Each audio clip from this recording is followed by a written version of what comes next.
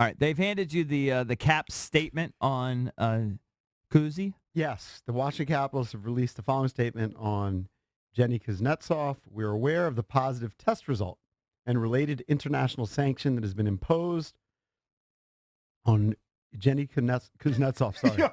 You want me to do We're it? disappointed with this development and take this occurrence seriously. We understand that he's voluntarily sought help through the education and counseling program provided for in the NHLPA collective bargaining agreement and has agreed to a regular testing protocol relating to his involvement with that program. In addition, we're committed to ensuring he has the necessary support.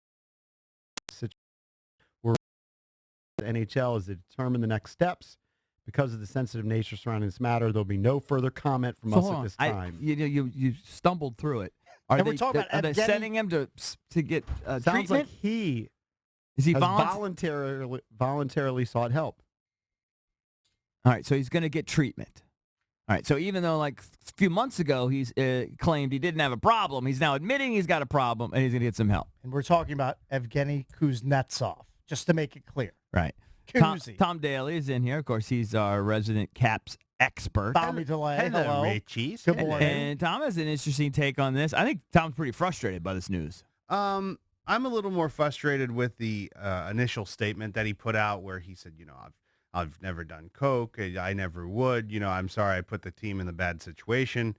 And then here we are where now he's been suspended by the IIHF for 4 years. Right. Which I know, Cakes, I heard you when I was coming in, said you don't care about that. I don't either. Yeah, but he does. Yeah. And that's going to be enough to really kind of kick him in the pants, as some would say.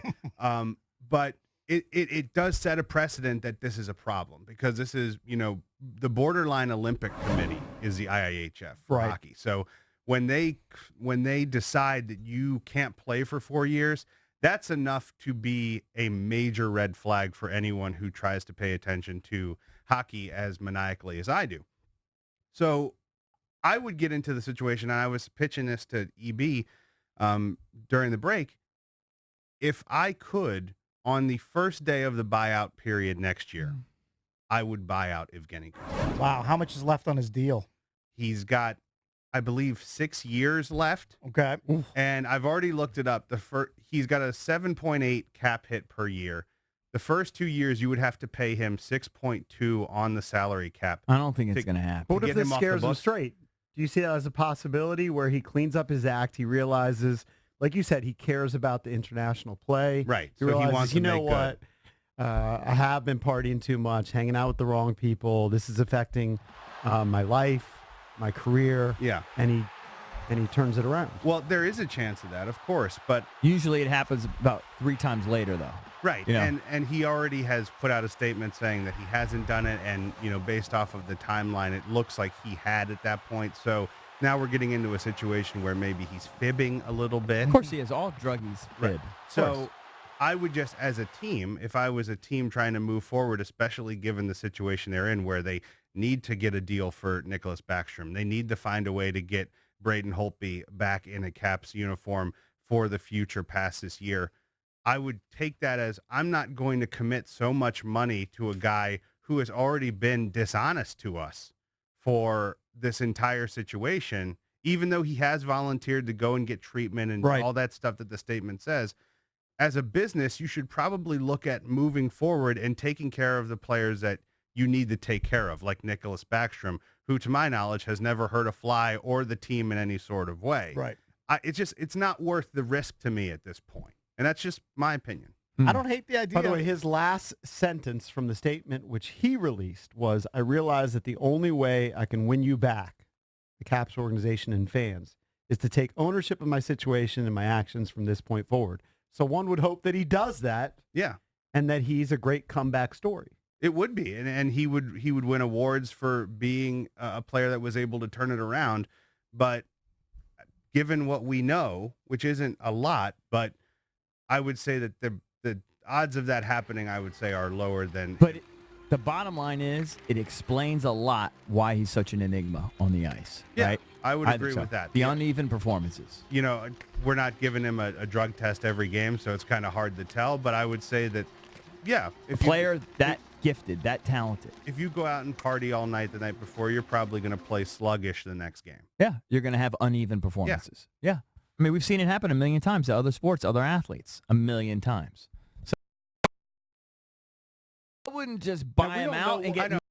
Mine is an extreme take. Yeah. In terms of the play, because we were kind of speculating, do you know, will he still be able to play in the opener? Will he likely be suspended by the NHL? NHL has a weird thing, right? I don't know if the NHL can, just because he tested positive in some sort of international test, I don't know if the NHL can follow up with a suspension. In the NHL's explanation of it in their release that came from Gary Bettman a couple minutes ago, there's no mention of a suspension, and it's because they don't consider cocaine a performance-enhancing drug.